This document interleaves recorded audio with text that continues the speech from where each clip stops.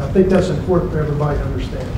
But this is an extremely unusual circumstance with a potential significant number of victims, which obviously is of great concern not only to myself and the Secret Service, but everyone that's in front of you, at the front of this room tonight.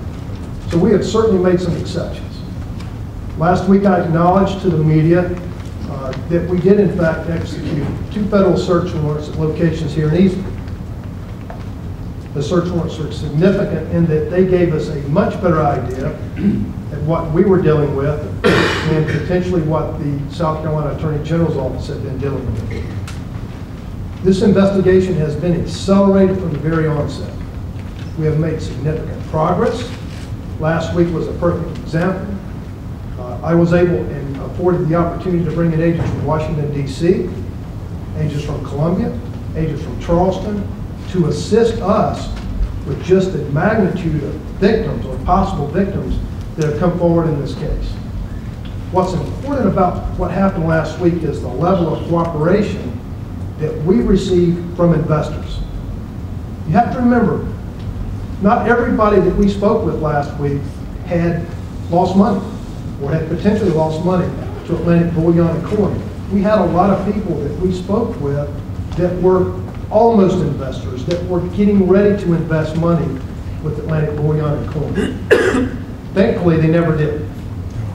Again, I'm not going to comment on any details of the case, but I do want everyone here to know that it's important for us to talk to each and every one of them, because regardless of the amount of money that you invested, it is important and significant to us. And I'm going to give you a contact number to my office. It's 864-233-1490. Again, that's 864-233-1490. I have additional agents in my office, again, this week to assist with the interviews. I can tell you our office opens at 8:30.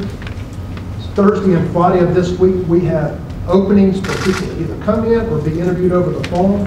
And every person we talk to has provided a piece of information that we were unaware of, didn't quite completely understand, something about this case that has brought something of value to our investigation. And that's important. So regardless of what you're thinking right now, and again, I can only imagine what some of you must be thinking. I've had a chance to have a pretty good idea of some of the numbers that we're talking about. And there's potential that is pretty significant. And obviously, through what was released from the South Carolina Attorney General's office, these numbers are pretty staggering, especially in a small community like this. So my heart goes out to everyone in this room. But we want to speak to everyone. And we want to arrange to meet with and interview you as quick as possible. But please, be patient with us, be patient with my office. If I need to bring in additional personnel, I will do so. We're going to get through this. And ultimately, what we're looking for at the end of the day is justice. And where we find that justice, I'm not sure yet, but we're getting there. We're getting there at a rapid pace. And I'm very pleased with what happened last week, and I'm very pleased with the cooperation that we've been getting from Anderson County Sheriff's Department, South Carolina Attorney General's office. And we've reached out to some other resources in Washington, D.C. that have a much better understanding of how these cases typically will unravel and some of the things that we need to be looking for moving forward. And again, we're working very closely with the United States Attorney here in South Carolina. If there's criminal charges potentially to be brought, we may very well be the agency to do so. I have never identified, nor will I tonight, identify any subject or name an individual that might be a target of our investigation. I have confirmed previously that Atlantic Bullion and Coin is the business, or it is the organization that we're certainly interested in and that we're currently investigating. Again, please be patient with us.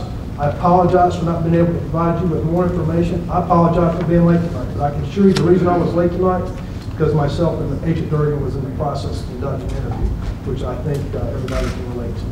So again, let me close by saying this. Please contact my office if you've not done so. 864-233-1490.